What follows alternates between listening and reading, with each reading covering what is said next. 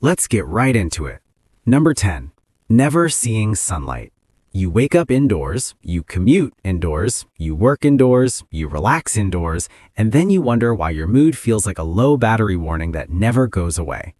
Humans did not evolve under LED lights and Slack notifications. Your brain expects sunlight the way a phone expects a charger. Without it, everything runs off-brand. Science check: sunlight, especially morning light, regulates your circadian rhythm. That's your internal clock that controls sleep, hormone release, digestion, and even how alert you feel. When your eyes detect natural light early in the day, your brain goes, "Ah, yes, daytime," and starts a countdown to melatonin release at night.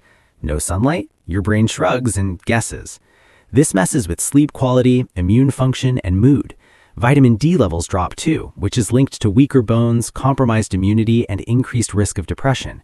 You're not lazy or broken, you're just biologically confused. And here's the sneaky part. Screens do the opposite. They blast artificial light late at night, telling your brain it's noon at 11:47 p.m. So now your body doesn't know when anything is supposed to happen. Later on in this list, there's a habit that pairs beautifully with this one and completely bulldozes your sleep cycle. Together, they turn your internal clock into a decorative suggestion. Basically, your body thinks it lives in a cave with Wi-Fi. Number 9. Eating like you're in a hurry. You don't eat meals anymore. You consume food. Standing up, half distracted, emotionally unavailable, you inhale calories like you're late for something, even when you're not. Here's the problem. Digestion starts in the brain. When you eat slowly, chew properly, and actually notice food, your body releases the right digestive enzymes and satiety hormones. When you rush, your gut gets a box of mystery parts and a note that says, "Figure it out." Science check: eating too fast bypasses your body's fullness signals, especially leptin and peptide YY, which take about 20 minutes to kick in. So by the time your brain realizes you're full, you've already eaten for your future self too. This leads to overeating, blood sugar spikes, and increased fat storage over time. It also stresses your digestive system. Poorly chewed food means your stomach works harder, increasing reflux, bloating, and inflammation. Chronic inflammation, by the way, is a recurring villain in this countdown. You'll see it again. Oh yes. And eating while stressed, that's even worse. Stress diverts blood away from digestion toward muscles because your body thinks you're about to fight a bear, not a sandwich. Later, there's a habit that keeps your nervous system permanently stressed, making every meal a physiological inconvenience. Basically, your body wants a meal, you're giving it a speed run. Number 8. Sitting is the new smoking. You don't feel like you're doing anything dangerous. You're just sitting on a chair like a civilized mammal, but your body disagrees violently and silently. Imagine your body as a complicated plumbing system. Blood is supposed to flow. Muscles are supposed to squeeze. Joints are supposed to move. When you sit for hours, everything just stalls. It's like leaving your car idling for 8 hours straight and being shocked when the engine starts resenting you. Here's the science trick. Prolonged sitting slows down enzymes that break down fats in your bloodstream. That means more junk floating around, clogging things that really prefer not to be clogged, like your heart. Meanwhile, your muscles stop pulling glucose out of your blood efficiently, which nudges you closer to insulin resistance. Congratulations, your chair is slowly negotiating diabetes on your behalf.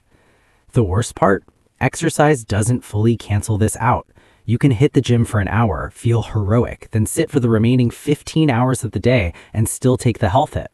Your body doesn't care about your motivational playlist. It cares about movement, frequently. Evolutionarily, your body was built for wandering, squatting, climbing, and doing weird little movements all day long. What it was not built for is becoming a decorative office plant that occasionally types emails. And this is just the warm-up. One of the later habits on this list messes with your heart even faster, and it usually happens right before bed.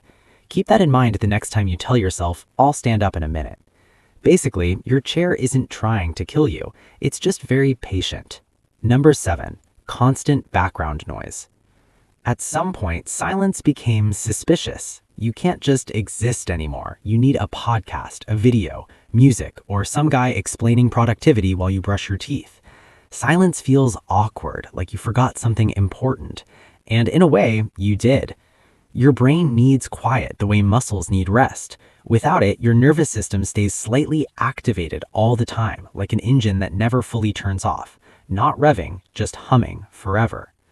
Science check. Constant noise, especially speech and unpredictable sounds, keeps your brain in a state of low-level alertness. The auditory cortex doesn't just tune it out, it keeps processing, filtering, deciding what matters. That mental effort adds up, increasing stress hormones and mental fatigue. This is why you feel weirdly tired after a day of doing nothing while listening to stuff non-stop. Your brain has been working overtime just deciding what to ignore. Silence, on the other hand, allows the default mode network to activate. That's the brain system involved in memory consolidation, emotional regulation, and creative thinking. No silence means no mental housekeeping. And here's the retention loop. There's a habit higher on this list that feeds directly off this constant noise one, that makes your brain terrified of being alone with its own thoughts. Basically, your brain isn't bored, it's overstimulated and begging you to shut up for 5 minutes. Number 6. Ignoring your thirst signals. You're not hungry, you're not tired, you're just off. Headache, brain fog, mild rage at nothing. So you assume it's life or stress or society. It's water. It's almost always water. Even mild dehydration, like 1 to 2% loss of body water, can impair attention, memory, and mood. That's not dying of thirst, that's just forgetting to drink because you were busy staring at a screen. Science check. Water is essential for blood volume, nutrient transport, and temperature regulation. When you're low, your heart works harder, circulation gets slightly worse, and your brain literally shrinks a tiny bit. Not metaphorically, physically. Your body does signal thirst, but modern life is loud. Caffeine masks it, stress overrides it, and by the time you feel really thirsty, you're already behind. Chronic low-level dehydration increases the risk of kidney problems, constipation, and cardiovascular strain over time. Nothing dramatic, just steady wear and tear. Later on, there's a habit that actively suppresses your body's natural signals, including thirst, hunger, and fatigue. That one is especially rude. Basically, your body is sending polite emails. You're never checking your inbox. Number 5. Revenge bedtime procrastination. You finally get control of your day at midnight. You're exhausted, but instead of sleeping, you scroll, watch, linger, because this is your time, and sleep feels like surrender. This is called revenge bedtime procrastination, and it's your brain trying to reclaim autonomy after a day it didn't enjoy. Emotionally understandable, biologically catastrophic. Science check. Delaying sleep disrupts your circadian rhythm, reduces deep sleep, and fragments REM cycles. Even if you get enough hours, the quality drops. Your brain doesn't fully repair, emotions don't regulate properly, and stress hormones stay elevated the next day. It also creates a feedback loop. Poor sleep increases impulsivity and emotional reactivity, which makes you more likely to stay up late again. Congratulations, you've invented a self-sustaining problem. And remember that sunlight thing from number 10? This habit completes the sabotage. Late-night light exposure suppresses melatonin, pushing your sleep window even later. Your internal clock is now freestyling. There's still one habit above this that quietly outperforms all others in shortening lifespan, and you interact with it more than anyone else on this list. Basically, you're stealing time from tomorrow to cope with today. Number 4. Doomscrolling for awareness. You tell yourself you're staying informed, you're being responsible, you're learning about the world. But your brain thinks you're standing in the middle of a burning village, staring at every fire one by one, refusing to leave. Doomscrolling works because your brain is obsessed with threat detection. Negative information gets priority processing. It's older than language, older than logic. So when you scroll past bad news, outrage, disasters, and arguments, your nervous system reacts as if these things are happening to you. Science check. Repeated exposure to threatening information activates the amygdala and keeps cortisol elevated. This puts your body in a prolonged stress response. Heart rate up, blood pressure up, digestion down, immune function down, all while you're lying completely still. The problem isn't knowing things, it's the volume and frequency.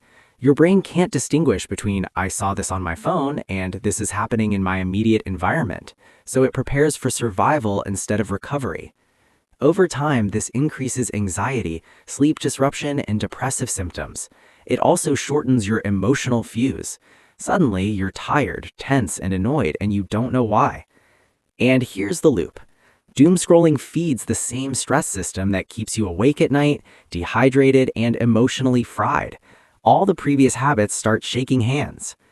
There's a habit coming up that makes doomscrolling even worse because it removes the last natural boundary between your brain and stimulation. Basically, your brain thinks it's saving you. It's actually exhausting you. Number 3, never truly resting. You rest, but not really. You're relaxing, but your phone is in your hand. Your mind is half working. Your body is horizontal, but your nervous system is still clocked in. True rest isn't inactivity, it's downshifting, and most people never do it. Science check. Your parasympathetic nervous system, the one responsible for recovery, digestion, and repair, only activates when your body feels safe and unstimulated. Constant input keeps the sympathetic, or go mode system dominant. That means higher heart rate, shallow breathing, and reduced cellular repair. Without real rest, microdamage accumulates. Muscles recover slower, immune responses weaken, hormonal balance drifts. This is why burnout doesn't feel dramatic at first. It feels like being permanently a bit off. And remember chronic stress from earlier? This is how it wins. No off switch. The habit above this one actively prevents rest by convincing you that stimulation equals relaxation. And the final habit on this list? That one trains your brain to avoid rest entirely. Basically, your body wants a pause. You keep handing it intermissions filled with noise. Number 2, treating your phone like an organ. Your phone is always within reach, not because you need it, but because your brain expects it. The moment there's a pause, your hand moves automatically, like it's checking a vital sign. This isn't just habit, it's conditioning. Science check. Variable reward systems like notifications, likes, and endless feeds train dopamine pathways in your brain. Dopamine isn't pleasure, it's anticipation. So your brain keeps checking, not because it feels good, but because it might feel good. Over time, this reduces your tolerance for boredom, weakens attention span, and increases baseline anxiety. Your brain becomes restless by default. Silence feels uncomfortable. Stillness feels wrong. Physiologically, constant phone use increases neck strain, disrupts posture, reduces blink rate, hello eye strain, and most importantly, destroys your ability to disengage, which means sleep suffers, stress lingers, recovery never quite starts. And this habit sets the stage for the number 1 spot, the most quietly destructive behavior of them all, the one that looks productive, responsible, even virtuous. Basically, your phone isn't stealing your life, it's fragmenting it. Number 1. Defining your worth by productivity. Imagine if your phone only mattered when it was actively running apps. No standby, no charging, no maintenance. That's how you treat yourself. If you're not producing, improving, optimizing, or grinding, you feel vaguely guilty. Rest feels earned, not required, and doing nothing feels like failure. This might be socially praised, but biologically, it's a slow-motion disaster. Science check. Humans are not built for constant output. Your brain and body rely on cycles, effort and recovery, stress and release. When productivity becomes tied to self-worth, you override natural stop signals. Stress hormones kept chronically elevated, suppresses immune function, and increases the risk of cardiovascular disease. It also erodes mental health, increasing anxiety and depressive symptoms, not because you're doing too much, but because you're never allowed to be. Your nervous system doesn't care about your goals. It cares about balance. And when balance is missing, it compensates until it breaks. This mindset also amplifies every other habit on this list. You skip sleep to work. You ignore thirst to stay focused. You doomscroll to stay informed. You avoid rest because it feels unproductive. It's the glue holding all the damage together. Ironically, the more you tie your value to productivity, the shorter your productive lifespan becomes. Burned out systems don't perform better, they fail earlier. Basically, you're treating yourself like a machine, then acting surprised when maintenance matters. That's all for today. I'll be making similar videos in the future. Subscribe to see them.